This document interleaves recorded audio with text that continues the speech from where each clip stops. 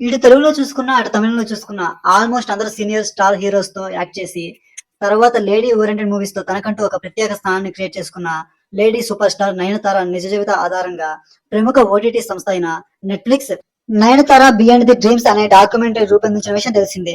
2024 November 18వ తేదీ నుంచి ఈ డాక్యుమెంటరీ స్ట్రీమింగ్ అవుతుంది. ఇప్పుడు ఆ డాక్యుమెంటరీతో నయనతార గారు మరోసారి వివాదంలో చిక్కుకున్నారు. ఆల్రెడీ ఇప్పటికే కోలీవుడ్ స్టార్ హీరో అయిన ధనుష్ గారు డాక్యుమెంటరీపై కోర్టును ఆశ్రయించారు. తన పర్మిషన్ తీసుకోకుండా నానున్ రౌడీ దాన్ ఫుటేజ్ ను ఉపయోగించారని లీగల్ నోటీసులు పంపించారు. 3 సెకండ్ల క్లిప్ కోసం 10 కోట్లు చెల్లించాలని డిమాండ్ చేశారు. ఆ సినిమాను ఆయన నిర్మించారు. ఈ కేసు ఇప్పటికీ విచారణలో ఉంది.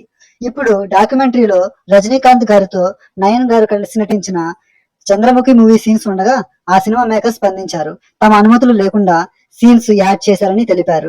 వాటిని తొలగించాలని ఇప్పటికే నోటీసులు పంపినా స్పందించలేదు. దీంతో మద్రాస్ హైకోర్టును ఆశ్రయించారు.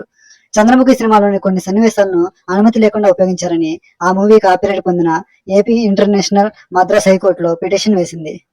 5 కోట్ల నష్టపరిహారం చెల్లించాలని డిమాండ్ చేసింది. దీంతో ఆ పిటిషన్ ను మద్రాస్ హైకోర్టు విచారించింది. 2 వారాల్లోగా సమాధానం ఇవ్వాలని ఆదేశించింది. డాక్యుమెంటరీ విడుదల చేసిన తర్వాత ఎంత ఆదాయం వచ్చిందో చెప్పాలని ఆదేశించినట్లుగా తెలుస్తుంది. ఇక నయనతార గారి అప్కమింగ్ ప్రాజెక్టుల విషయానికి వస్తే, స్టార్ హీరో యష్ యొక్క టాక్సిక్ మూవీలో కీలక పాత్ర పోషిస్తున్నారు. ఇప్పటికే ఆ సినిమా షూటింగ్ శరవేగంగా జరుగుతుంది.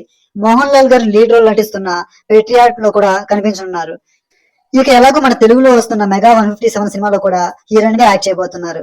ఈ మూవీ యొక్క చిత్రీకరణ జెట్ స్పీడ్ లో జరుగుతుంది.